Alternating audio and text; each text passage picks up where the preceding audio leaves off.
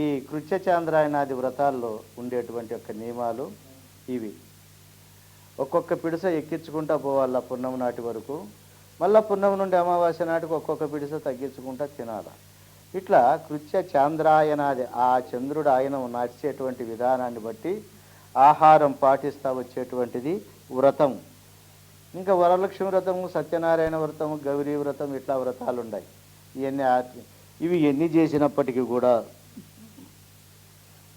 కాశీ రామేశ్వరాది పుణ్యక్షేత్రముల యందు ఎన్నిసార్లు గురుంకులు ఇడినప్పటికి కూడా అనేక క్రతువులు చేయుటయు, యజ్ఞయాగాదులు ఉన్నాయి కదా, అశ్వమేధ యాగం, రాజసూయ యాగం, పౌండ్రక యాగం లాంటివి ఎన్ని యాగాలు చేసినప్పటికి కూడా భూదాన గోదానాది షోడశ దానములు చేసినప్పటికి కూడా ఓ ప్రియమగు పార్వతీదేవి ఇవన్నీ గురుదేవుని యందు భక్తి కలిగి శ్రీ గురుతత్వమును, గురువే సాక్షాత్ పరమాత్మయని శ్రీ గురుదేవుని యథార్థ స్వరూపమును తెలుసుకొనక పోయినచో ఇవన్నీ వ్యర్థములే అగుచున్నది.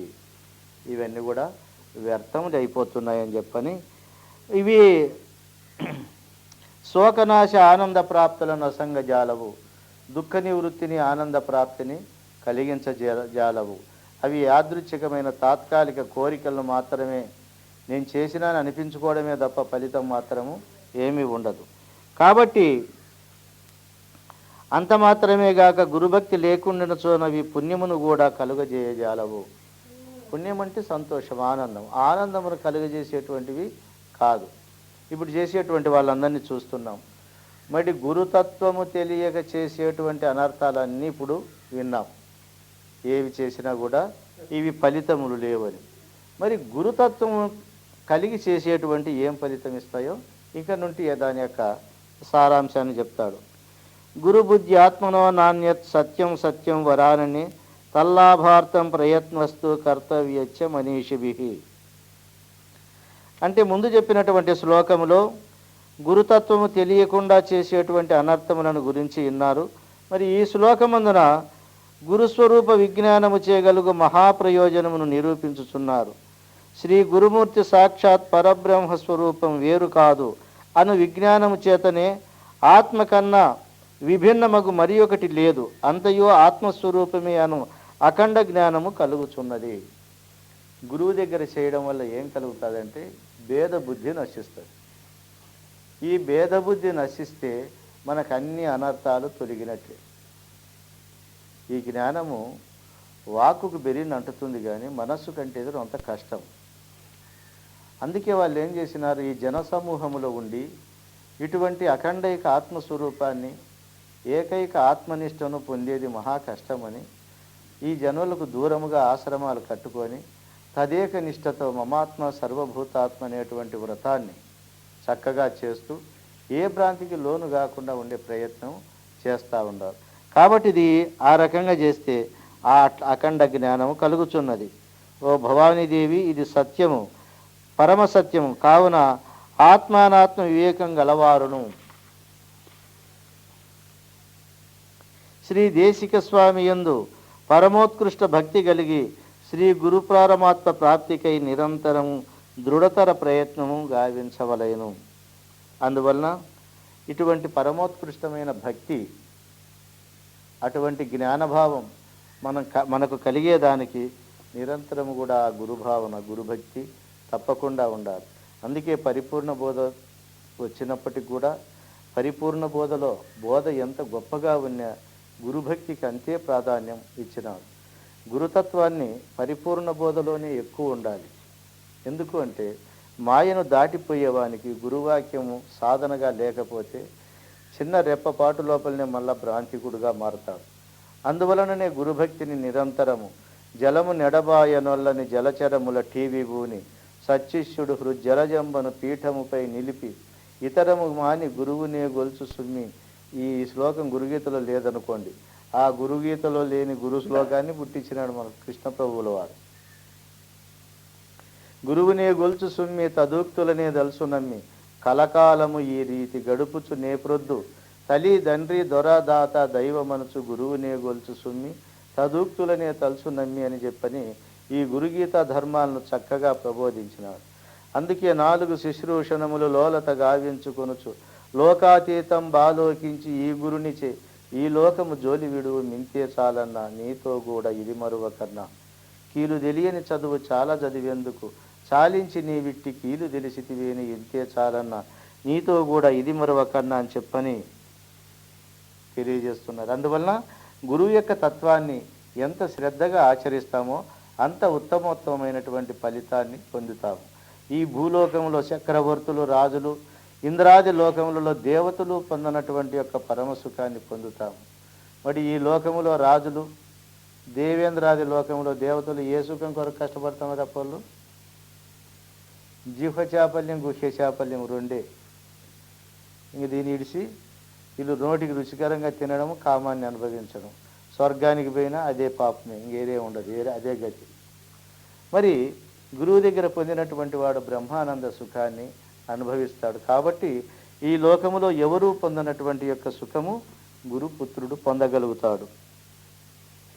గూఢా విద్య జగన్మాయ దేహచ్చ అజ్ఞాన సంభవ విజ్ఞానం యత్ ప్రసాదేన గురు శబ్దేన కథ్యతే. గూఢ విద్య జగన్మాయ, గూఢమైనటువంటి అవిద్య చేత మనకు జగత్ అనేటువంటి మాయ తోస్తాంది. ఆత్మజ్ఞానము లేకపోవట వలన దేహభ్రాంతి కలుగుతాము. దేహచ్చ అజ్ఞాన సంభవ, ఆత్మను నేననే జ్ఞానము ఎప్పుడు లేకుండా పోతుందో అప్పుడు ఈ యొక్క దేహమే నేననే భ్రాంతి కలుగుతూ ఉంది. ఎటువంటిది ఇది?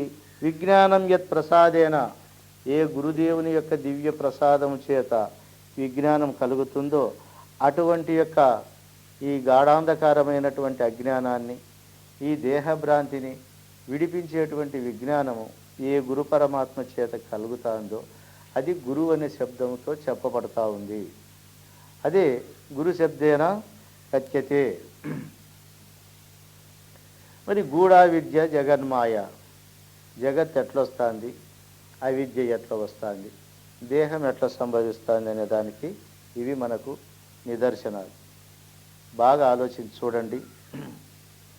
గురు శబ్దార్థమును తెలుపుతాడు. బట్టి గూఢా విద్య అనగా అవ్యక్తమై సూక్ష్మ రూపముగా నుండున్నది పరాప్రకృతి అని చెప్పబడుచున్నది.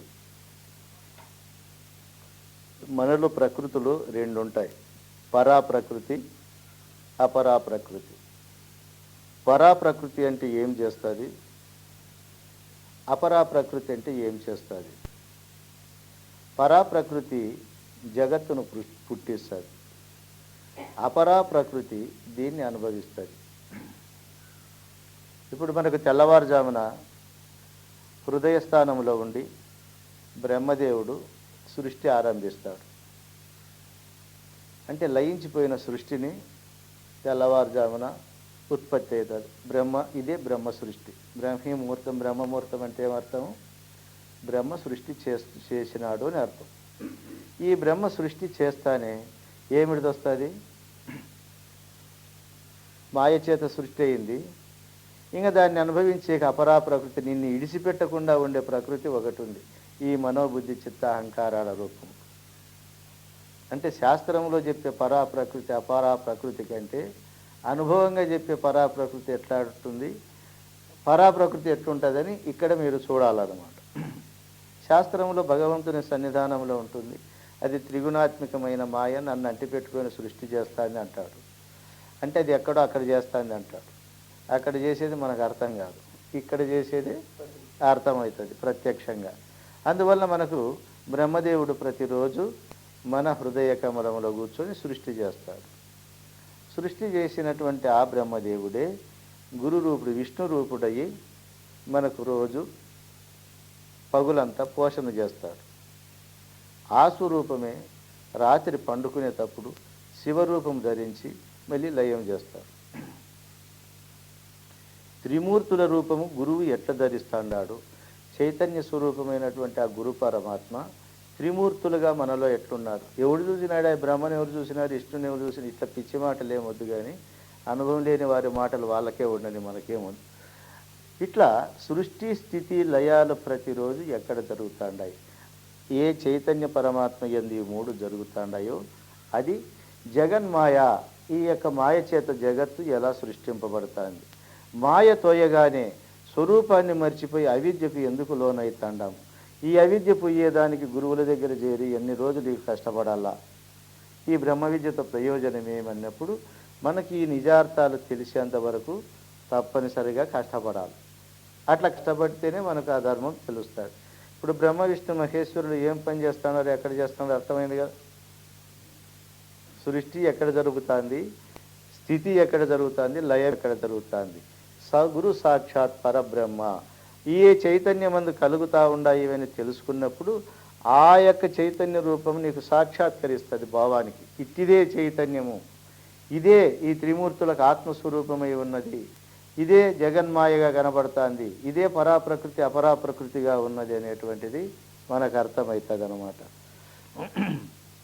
ఈ మాయ చేత జగత్తు కలుగుచున్నది, దేహము అజ్ఞానము చేత కలుగుచున్నది.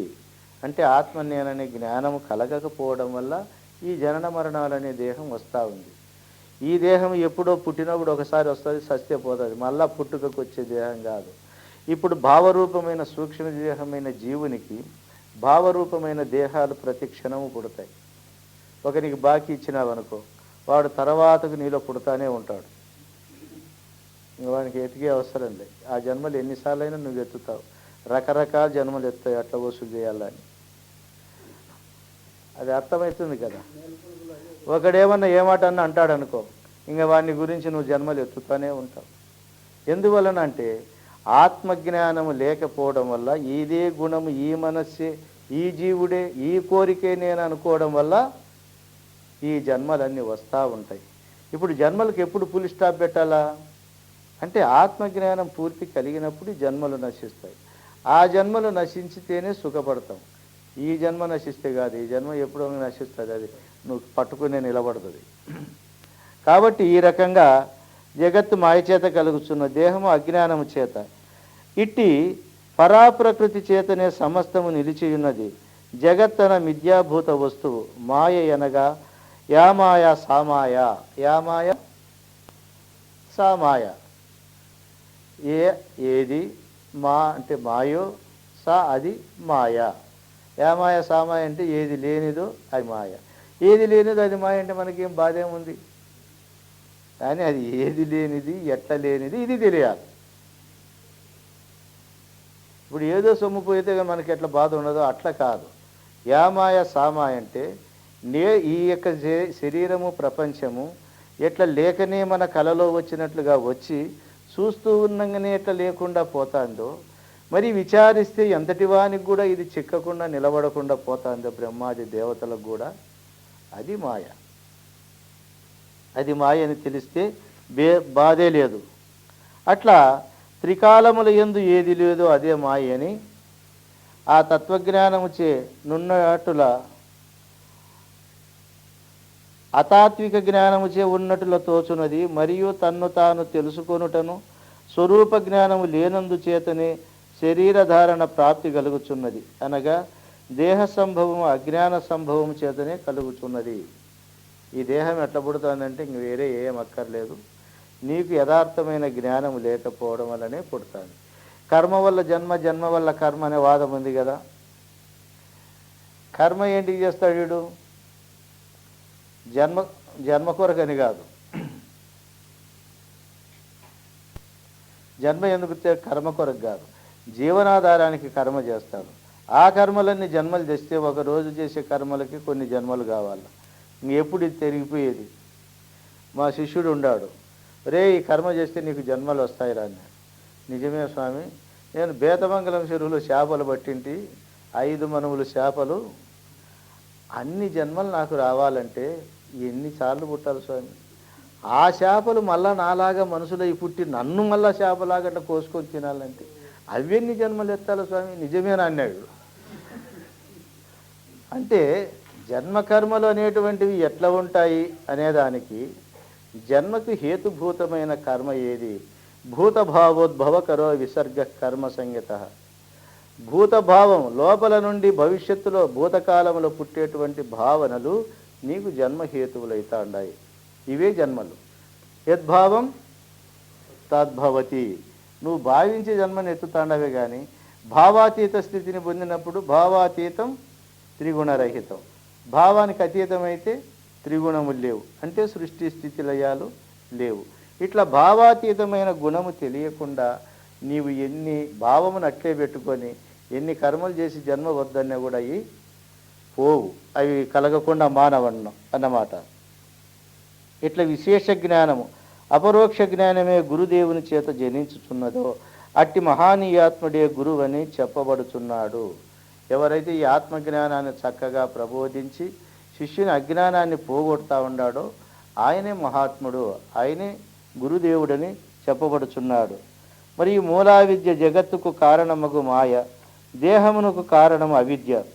జగత్తుకు కారణం మాయ, దేహమునకు కారణం అవిద్య.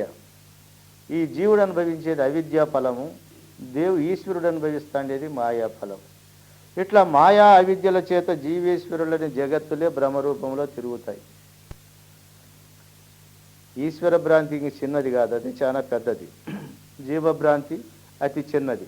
ఈ జీవేశ్వరుల యొక్క భ్రాంతి చక్కగా అర్థమైతే ఈ రెండు కూడా మాయ చేసుకొని ఆత్మస్వరూప స్థితిలోకి పోతాం.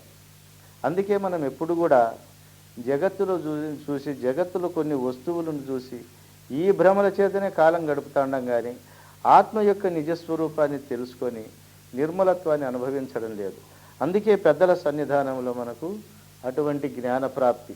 అట్లా యథార్థమైన ఆత్మజ్ఞానం కలిగితే ఈ మాయా విద్యలు రెండు కూడా లేకుండా పోతాయి.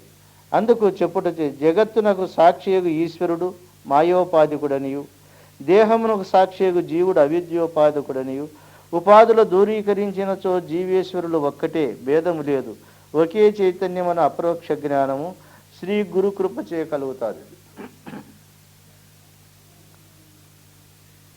ఈ శరీరం మాయ అనగలిగితేనే సరిపోదు, జగత్తు మాయతో కూడినటువంటి ఈశ్వరుని అంతా కూడా మాయ అన్నప్పుడే మనకు నిజమైన స్వస్వరూప చైతన్య జ్ఞానం కలుగుతారు. అట్లా కలిగినటువంటి జ్ఞానం ఏ గురువు యొక్క కరుణ చేత కలుగుతుందో ఆయనే మనకు గురువు యొక్క స్వరూపము. యదంగిరి కమల ద్వంద్వతాప నివారకం తారకం భవసిందోచ్చ తం గురుం ప్రణమామ్యహం. యదంగిరి కమల ద్వంద్వం, ఏ గురుదేవుని పాదకమలములు రెండు ద్వంద్వతాప నివారకం, ఈ జీవేశ్వరుడు పాపపుణ్యము, సుఖదుఖము, జనన మరణము, స్వర్గ నరకము, బంధమోక్షము అనేటువంటి ద్వంద్వాలనే తాపాలను ఏ గురుదేవుని కరుణ చేత అయితే పోతాయో, తారకం భవసిందోచ్చ, ఈ జనన మరణములనే భవమనే సముద్రమును తరింపజేసేటువంటి వాడు, అటువంటి వాడే తం గురుం ప్రణమామ్యహం, ఆయనే గురువని చెప్పబడుతున్నాడు. ఇప్పుడు యదంగిరి పదకమల ద్వంద్వం, ఎవరి పాద ద్వంద్వములు, రెండు పాదములు మరి ఈ యొక్క ద్వంద్వ తాపాలను పోగొడుతున్నాయో అవే మనకు గురుపాదములు. అందుకే దానికి జ్ఞానము విజ్ఞానము. ఎట్లా ఉచ్ఛ్వాస నిశ్వాసలు సూర్యచంద్ర నాడు గురుపాదములని అట్లా అనుకుంటున్నామో, ఈ గురుపాదములు 84 లక్షల జీవరాశులకు ఉన్నాయి. అవి ఈ ఉచ్ఛ్వాస నిశ్వాసలో ఉండేటివి మొత్తం అన్ని జీవకోట్లకు ఉన్నాయి. ఇవి ద్వంద్వతాపాన్ని పోగొట్టలేదు. అందుకే ఇప్పుడు గురువు దగ్గర ఏమి రావాలి, మనకు జ్ఞాన విజ్ఞానం అనే పదకమలములు రావాలి. శాస్త్ర జ్ఞానం అనుభవ జ్ఞానముతో కూడి శిష్యునికి కలిగినటువంటి ఈ ద్వంద్వతాపాలను పోగొట్టే గుణము ఆ పదాలకు రావాలి. అప్పుడు మనకు అది తారకమవుతుంది, తరించేటువంటి తత్వము దానికి ఏర్పడుతుంది. అందువలన తం గురుం ప్రణమామ్యహం, ఏ గురువు అయితే ఇట్లా ద్వంద్వతాపములని ఈ భవసాగరాన్ని దాటింపజేస్తున్నాడో అటువంటి గురువుకు నా నమస్కారము. నమస్కారం ఎవరికి చేయాలి? సిద్ధుడు కడప నవాబుకు నమస్కారం చేయకపోతే, ఏమ్రా రాజు దగ్గరకు వచ్చి నమస్కారం చేయవంటే, నా నమస్కారానికి నవాబు అర్హుడు కాదు అంటాడు. ఏం అట్లా చెప్తావు అంటే, లేదు మహాత్మా, నా నమస్కారానికి మీరు అర్హులు కాదు. ఏమవుతుందిరా నువ్వు నమస్కారం చేస్తే అంటే, నువ్వు లేకుండా పోతావయ్యా, ధ్వంసం అవుతావట. అంటే చూద్దామని చెప్పి పెద్ద గుండు తీసుకొచ్చి పెట్టించినారు. ఈయన ఒక్కసారి తన గురుదేవుని వీరబ్రహ్మేంద్ర సద్గురు పరబ్రహ్మని నమః అని చెప్పి నమస్కారం పెడతానే గుండు పగిలిపోయి ఈయన గుండె డమ్ అన్నాయి.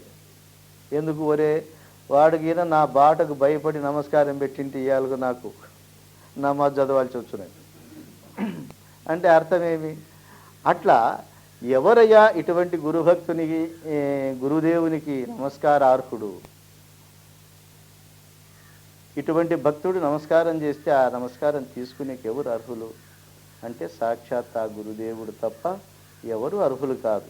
అటువంటి గురుపద ద్వంద్వం తారకమును తరించినవాడు, ఈ భవతారకమును తరించినటువంటి వాడు ఆ గురుపాదములు జ్ఞాన విజ్ఞాన దృష్టితో చూసి సర్వము తన ఆత్మయందున మాయగా చేసి ఆ మాయను వైరాగ్యం అనేటువంటి అగ్ని చేత కాల్చి తానుగా ఉండేటువంటి ఒక మహాత్మునికి అది సాధ్యమవుతుంది, అన్యులకు సాధ్యం కాదు. దేహీ బ్రహ్మ భవేత్ యస్మాత్ తత్కృపార్థం వదామి తత్ సర్వపాప విశుద్ధాత్మ శ్రీ గురో పాద సేవనాత్.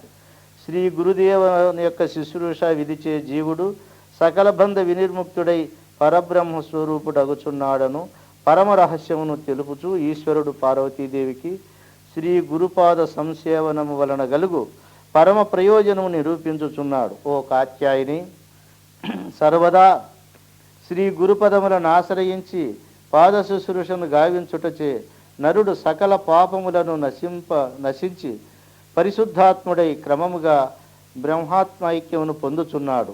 ఈ రహస్యమును నీకు చెప్పుచున్నాను. ఇచ్చట పాదసేవ ఎనగా శ్రీ గురుదేవుడి ఎట్టి వైరాగ్యాది తత్వ మార్గములందు పదమిడెనో తానును అట్టి మార్గములోనే ప్రవర్తించుటయని అర్థం. కేవల పాద శుశ్రూష మాత్రము కాదు. ఇట్లా తప్పక గురు లక్షణమును చెందవలెనని ఒక తీర్మానం చేసినారు. గురుడు ఏ పదము? గురు పదం అంటే రెండు ఉన్నాయి. గురు పదం అంటే గురువుని పొందేటువంటి స్థానం, గురుడు పొందినటువంటి స్థానం. గురు పాదం అంటే పాదములు, గురు పదములు అంటే గురు వాక్కులు. ఇవన్నీ మనకు సేవ్యములే. శిష్యుడైన వాడు ఎట్లా సేవించాల గురువును? గురువు పాదాలను సేవించాలి, గురువు పదములను సేవించాలి, గురు పదమును పొందాలి కదా. ఇవి మనకు మూడు సేవ్యములైనటువంటి మార్గములు. ఆ గురుపదము ఏది? ఈ లోకంబులు లోకేశులు లోకస్తులు తెగిన తుది ఏదైతే మిగిలి ఉన్నదో అది గురుపదం. మరి దాన్ని పొందాలంటే ఈ పదములు కావాలి. ఆ గురువాక్కులనే మార్గాన్ని పట్టుకొని మనం పోవాలి. ఆ పదములు చిక్కాలంటే ఈ పాదాలు పట్టుకోవాలి. వంటలో అది మంచిది కాదు ఇది మంచిది కాదంటే ఎట్లా పడుతుంది? అన్నీ మంచివే. గురు పాదములు మంచివే, గురు పదములు మంచివే, గురు పదము మంచిదే.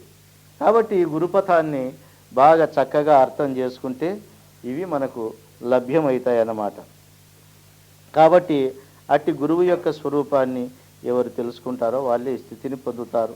సర్వతీర్థావగాహస్య సంప్రాప్నోతి ఫలం నరః గురోపాదోదకం పీత్వా శేషం శిరసి ధారయం. సర్వతీర్థావగాహస్య సంప్రాప్నోతి ఫలం నరః. సర్వతీర్థములలో పొందినటువంటి ఫలాన్ని గురుపాదోదకాన్ని శిరస్సు మీద ధరిస్తే వస్తుందన్నారు. ఎందుకంటే కోటి తీర్థాల్లో స్నానం చేసుకుంటా పుణ్యమని పోతాడు రామచంద్రుడు. కోటి తీర్థాల్లో స్నానం చేసుకుంటా పోయి ధనుష్కోటికి పోయి సముద్రాన్ని చూస్తే అప్పుడు అయ్యిందంట జ్ఞానోదయం. ఎవరెవరే సర్వతీర్థాలు వచ్చి సముద్రంలోనే పడుతుంటాయి కదా. ఈ భూమండలంలో ఉండే తీర్థాలన్నీ ఇక్కడ మునిగింటే కోటి తీర్థాల ఫలం నాకు వచ్చు కదా. అంటే కోటి తీర్థాల ఫలం కోటి తీర్థాల్లో మునక్కుండా సముద్రంలో మునిగితే వస్తుంది. అట్లా ఈ కోటి తీర్థాలలో మునిగినటువంటి ఈ యొక్క పుణ్యఫలము గురుపాదోదకంతో ఎందుకు వస్తుందంటే ఈ కోటి తీర్థాల్లో ఉండేటువంటిదంతా కూడా ఆ గురుపద జలము నుంటే వస్తుంది. అందుకే విష్ణుపాదోదకం, శివుని జటాజూట మీద వచ్చేటువంటి ఉదకము ఇదే జీవిత భూమండలం అంతా ప్రవహిస్తుంది. అట్లా బ్రహ్మ విష్ణు ఈశ్వరులు ముగ్గురు కూడా గురుపదముల చేత సంతృప్తులై ఉన్నారు. కాబట్టి గురుపాదోదకమును శిరస్సు మీద చల్లుకుంటే ఈ భూమండలములో ఉండేటువంటి తీర్థాలన్నిటిలో మునిగిన ఫలం వస్తుంది. ఇంకా అంత లెక్కల మునగాల్సిన పని లేదు. ఇట్లాంటివి మనకు పురాణాల్లో చిన్న చిన్న కథలు రూపంలో చెప్పేది. ఎవరు భూమండలాన్ని ప్రదక్షిణ వేసుకొని వస్తారో వాళ్ళకు సేనాధిపతిత్వం ఇస్తామన్నారు. గొప్పతనం. మరి కుమారస్వామి విఘ్నేశ్వరుడు ఇద్దరు ఏం చేసుకున్నారు? నారదుడు తల్లిదండ్రి ప్రకృతితో మొత్తం భూమండలంతో సమానమైన వీళ్ళకు తిరిగితే అంతా తిరిగినట్టే అన్నాడు. వీళ్ళిద్దరికే తిరిగినాడు. వీడు మొత్తం భూమండలం తిరుక్కుంటూ వచ్చినాడు. అంటే వాళ్ళ ఆ విఘ్నేశ్వరుడు కుమారస్వామి అప్పుడే కాదు ఇప్పుడు కూడా ఉండారు. ఇప్పుడు లేరని కాదు, వాళ్ళకి తిరుగుతూనే ఉండారు ఇప్పుడు కూడా భూమండలం అంతా కుమారస్వామి మాది. ఏ ఒక్కరో ఉన్న చోట గురువుకు తిరిగి సరిపెట్టుకుంటున్నారు, అంతా ఒకటేని. తల్లిదండ్రికి పూజ చేసి మనం భూప్రదక్షిణ చేసిన పుణ్యఫలం మనకు వచ్చిందని తృప్తి పడుతూ ఉంటారు. అట్లా ఎప్పుడు నుండి కూడా ఇదొక రహస్యమైనటువంటి కడు భక్తితో మొదట లోనికి పుచ్చుకొని మిగిలిన తీర్థమును శిరస్సును జల్లుకొనవలెను. ఇక్కడ విధిక్రమాన్ని ఇప్పుడు మనం కూడా పూజ చేసేటప్పుడు రెండు రకాలుగా చేస్తాం. గంగే చేమునే చైవ గోదావరి సరస్వతి నర్మదే సింధు కావేరి జలేస్మిన్ సన్నిధిం కురు కావేరీ తుంగభద్రాచ కృష్ణవేణీచ గౌతమి భాగీరథీ చ విఖ్యాత పంచగంగా ప్రకీర్తితాః అని అస్మద్గురు చరణార విందోదకం స్నానం కురు పావనం శుభమని మనం ప్రొద్దున్నే స్నానం చేసేటప్పుడు అనుకోవాలి. ఇంక వాడిని ఇన్ని తిట్టుకుంటే నీళ్లు పోసుకునే దానికంటే మంచి మంత్రం అనుకొని పోసుకుంటే మొత్తం ఈ తీర్థాల్లో చేసిన స్నాన ఫలితం దక్కుతుంది. అన్నీ ఆ నీళ్ళే, వేరే ఏం కాదు. కానీ భావనలో ఉంది ఆ యొక్క రహస్యం. ఇది బాహ్య స్నానమైంది. ఇంక అంతర స్నానం చేయాలి కదా. అంతర స్నానానికి ఇది ఈడా భాగీరథి గంగా పింగళ యమున అనేది తయోర్ మధ్య గతానాడి సుషుమ్నాచ సరస్వతి. ఈ ఈడా పింగళ సుషుమ్నలు అనేటువంటి గంగా యమున సరస్వతి అనే ఈ మూడు నాడుల్లో ఎవడు స్నానం చేస్తాడో జ్ఞానతీర్థం ఇది. సరస్వతి ఇడా భాగీరథి గంగా పింగళ యమునా నది తయోర్ మధ్య గతానాడి సుషుమ్నాచ సరస్వతి ఏవం జ్ఞాన హృదయ తీర్థే రాగద్వేషమలాపహేయ. రాగద్వేషములనే పాపం పోవాలంటే ఈ గంగలో స్నానం చేయాలి. యస్నాతి మానసే తీర్థే సయాతి పరమాంగతి. ఈ మానసికమైన ఈ తీర్థములు ఎవడు స్నానం చేస్తాడో, ఇట్లా భావించి ఎవడు చేస్తాడో సయాతి పరమాంగతి, వాడు పరమగతిని పొందుతాడు. అదే పద్ధతిని ఇక్కడ ఈయన ఏం చెప్తున్నాడు, గురుపాద తీర్థమును లోపలికి తీసుకుంటే రాగద్వేషాది మాలిన్యం పోతాదని, బయట చేసే ఆవరణ దోషం అనేటువంటి మాలిన్యం పోయి జీవుడు నిత్యము పరిశుద్ధుడవుతాడనేటువంటి విషయాన్ని తెలియజేస్తూ దీన్ని సేవాభావాన్ని తెలియజేస్తున్నారు. సేవ అనేటువంటిది బాహ్యములో చేసే సేవ రూపాయల ఒక్క పైసా కూడా చేయం మనం. ఇప్పుడు ఎప్పుడో గురువు ఇప్పుడు వచ్చినాడు అనుకో, నా శివరాత్రి పోయినాక ఇప్పుడు వచ్చినాడు అనుకుంటే ఏదో ఒక పూట ఒకరు భోజనం పెడతారు, ఒక పూట వచ్చేపు ఒకరు పాదసేవ చేస్తారు, ఒకరు స్నానం చేపిస్తారు. అంటే ఇది ఇంత మాత్రం చేతనే గురుసేవ అయిపోతుంది. ఇది చాలా తక్కువ సేవ. కానీ ఈ గురువు చెప్పినటువంటి బోధను, ఈ ధర్మాలను ఆచరిస్తూ వచ్చేటువంటి సేవ ఉందే అది నిరంతర సేవ. ఎప్పటికీ కూడా స్నానం చేస్తే ఇది చేయమన్నాడు కదా, బొట్టు పెట్టుకుంటే ఇట్లా పెట్టుకోమన్నాడు కదా, ధ్యానం చేస్తే ఇట్లా చేయమన్నారు కదా, మరి ఇవన్నీ కూడా నేను మనసా వాచ కర్మన చేస్తా వస్తే అటువంటి ఫలసిద్ధి నాకు కలుగుతుంది కదా అనేటువంటి ఉద్దేశం చేత ఒక క్షణమైన అర్ధ కనురెప్పపాటైన మరవకుండా, ఎందుకంటే తనుమన ధనాలు గురువు అని దారపోసిన భావములోనే నువ్వు చేసే ప్రతి ఒక్కటి గురుసేవ అవుతుంది. గురువుగారి కర్మాగారం ప్రపంచం అనేది మనం తెచ్చుకునేది కాదు, గురువుగారు నిర్మించిన కర్మాగారం. ఈ జీవులు ఏ పనైనా చేసుకోవచ్చు, వాటి పని అది. ఆ పని చేసుకున్న తర్వాత వాడు ఆ ఫలితాన్ని పొందుతాడు. ఇక్కడ గురువుకు ధనమన ధనాలు దారపోసినటువంటి వాడు ఫలితాన్ని కోరకుండా పని చేస్తూ ఉన్నాడు. కాబట్టి అంతా కూడా గురుసేవ అవుతుంది. అందుకే ఆయన కరచరణ కృతం వా కర్మ వాక్కాయజం వా శ్రవణ నయనజం వా మానసం వా అపరాధం. అయ్యే కరచరణములతో పొరపాట్లు జరిగింటాయి, మనస్సుతో చేసింట, వాక్కుతో చేసింట, శరీరంతో పాపం చేసింట, సర్వము క్షమించు. క్షమాపణ మంత్రం ఎందుకు చెప్తున్నాము? చేసేటప్పుడు తెలియబడుతుంది, ఆ తర్వాత తెలియబడుతుంది.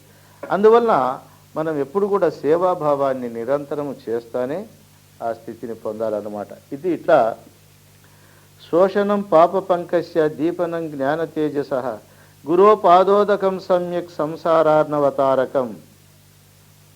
ఇంకా కూడా ఆ పాదతీర్థాన్ని యొక్క గొప్పతనాన్ని గురించి చెప్తున్నారు. క్రమంగా చెప్పు. శ్రీ గురుదేవుని పాదతీర్థ సేవనము మొదట లోపల ప్రవేశించి హృదయములోని పంకము వంటి సమస్త పాప మాలిన్యములను కడిగి శుద్ధము చేయుచున్నది, అనగా అంతఃకరణ శుద్ధిని కలిగించుచున్నది. తరువాత ఆత్మను అంటే ఇప్పుడు గురువు యొక్క పాదోదకం ఏం పని చేస్తుంది అనేటువంటిది ఇప్పుడు తెలియజేస్తున్నారు. అంతఃకరణంలో ఉండే మాలిన్యాన్ని లోపలికి పోయిన పాదతీర్థము శుద్ధి చేస్తుంది. బాహ్యంలో ఉండేది మల విక్షేప ఆవరణ దోషాలను పోగొడుతుంది. మలదోషం అంటే ఇప్పుడు ఏమి? బురద నీళ్ళల్లో సూర్య ప్రతిబింబం యొక్క శుద్ధంగా కాండాదో అట్లా అంతఃకరణం అనేటువంటి భాండము లోపల కామక్రోధ లోభమోహ మదమత్సరములనే మలినం ఉన్నంత వరకు ఆత్మజ్ఞానం అనే సూర్యుడు శుద్ధముగా కాంతాడు. సరే, నీళ్లు అయినాయి, అది తేరేటట్లుగా మనం శిల్లగిం చేసినాము, బురద కిందికి పోయింది, నీళ్లు తేలినాయి. ఆ నీళ్లు తేరిన తర్వాత దాంట్లో బాగా సూర్యుడు కానరావాలంటే నీళ్లు చలనం లేకుండా ఉండాలి, విక్షేపం లేకుండా ఉండాలి.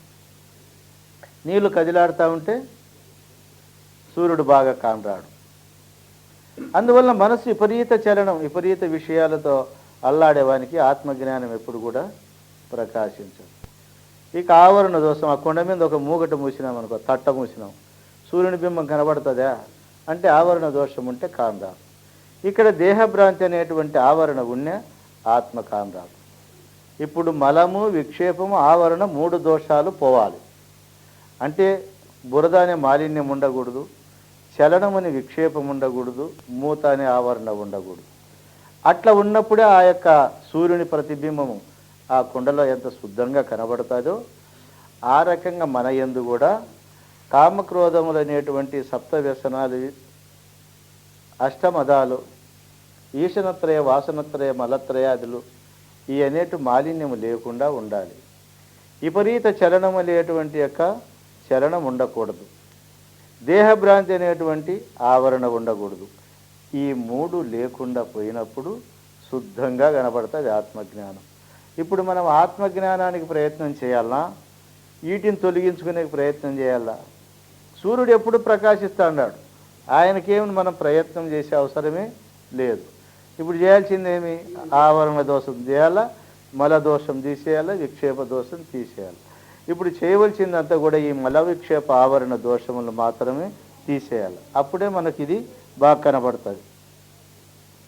భవసాగరము నుండి జీవుని తరింపజేయుచున్నది. ఈ ప్రకారం శ్రీ గురువరీయుని పాదతీర్థ సంసేవనము నిష్కామ కర్మ యోగాదిత్రయము. నిష్కామ కర్మను చేయాలి, కర్తృత్వరహిత కర్మను చేయాలి, ఫలాపేక్ష రహిత కర్మను చేయాలి. ఇది ఎందుకు అంటే కోరిక లేకోకుండా ఎవరు చేస్తారయ్యా పని అనే ఒక మాట వస్తుంది. ఇప్పుడు నిష్కామ కర్మ అంటే కోరిక లేకుండా చేయడం. కోరిక లేకుండా చేయాలంటే ఎట్లా? ఒక మీ తల్లిలో తండ్రి ఉండారు, ఇంకొకరు ఉన్నారనుకో, నాయన బజార్లోకి పోయి 2 సేర్లు బియ్యం తీసుకురాపంటావు. కానీ ఇది నువ్వు ఏమి కోరవు, ఒక్క నయా పైసా నాకు డబ్బులు ఇస్తారని కానీ నాకు ఏదో చేస్తారని కోరిక కాదు, చెప్తే చేస్తావు, పోయి బియ్యం తీసుకొని వస్తావు అని ఈ పనిలో నీకు ఏమి కోరిక లేదు. అట్లా ఒక యజమాని గురువు ఉన్నాడు, పరమాత్మ ఉన్నాడు, ఆయన చెప్పిన పని నేను చేస్తానని అన్నప్పుడు కోరిక ఉండదు, ఫలితం కోరడు. ఒకనికి పని కోరికతో చేస్తాడు, కానీ ఫలాన్ని నాకే కావాలంటాడు, ఆ ఫలమే బంధం చేస్తాడు. అందుకు అర్జునునికి కృష్ణ పరమాత్మ నిష్కామ కర్మని చెప్పినాడు, కోరిక లేకుండా పని చేయరాని.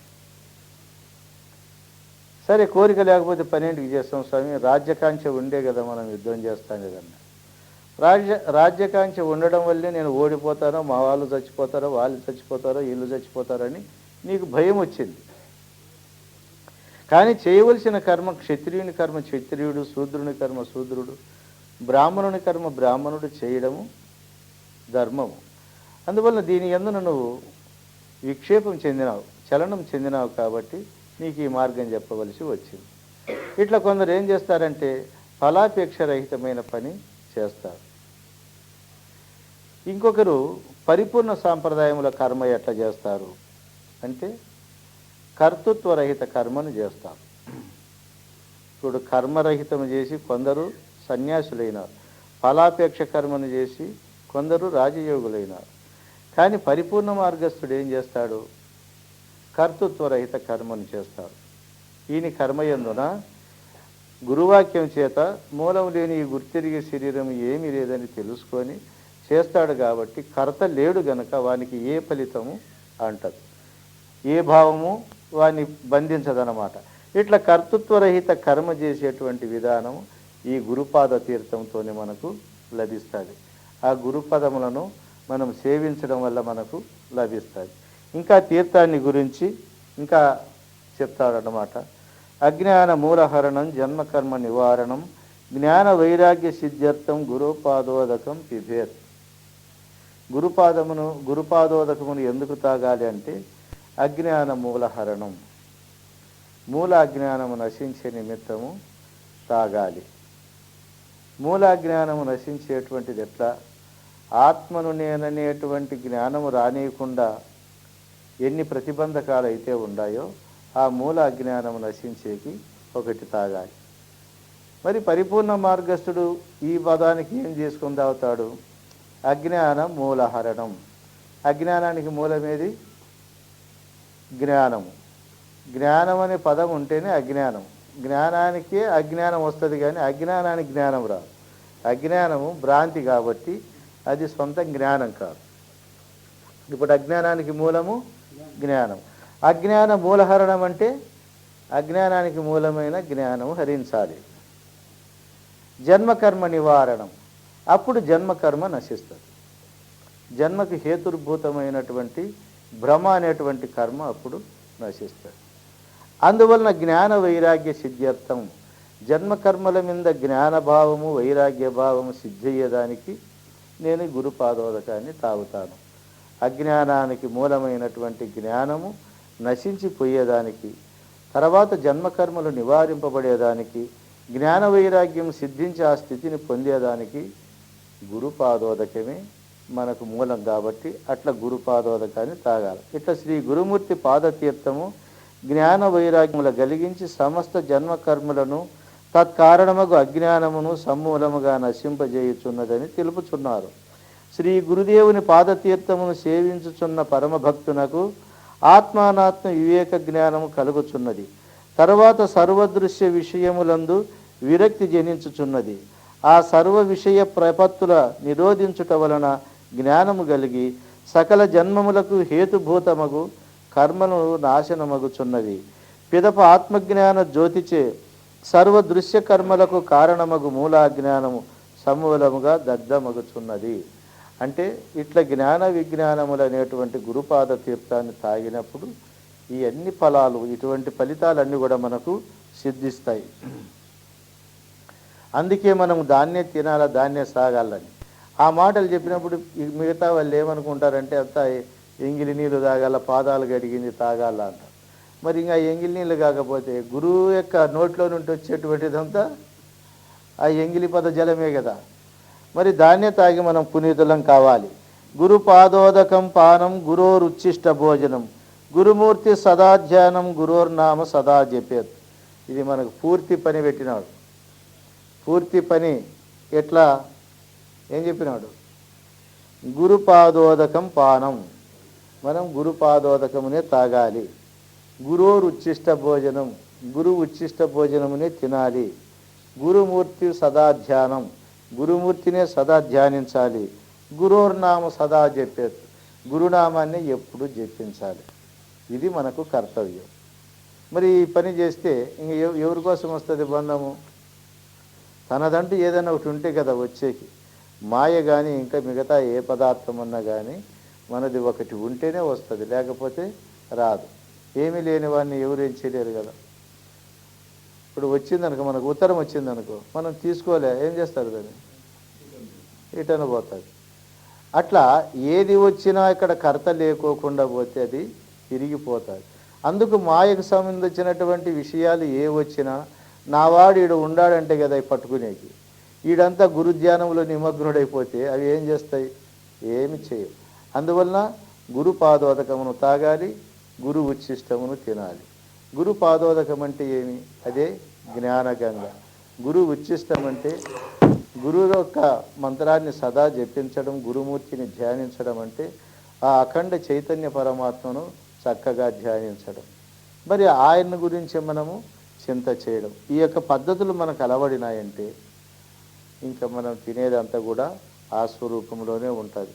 అటువంటి యొక్క దివ్య జ్ఞానమును ఏ గురు పరమాత్మ చేత మనకైతే కలుగుతుందో, సర్వతీర్థములు అరిగియు తపోధ్యానాదులు చేసియు పరమతత్వమును పొందినవాడాయను. అట్టి మహాపురుషుని దివ్య పాద తీర్థము అందరూ తీసుకొని గోరు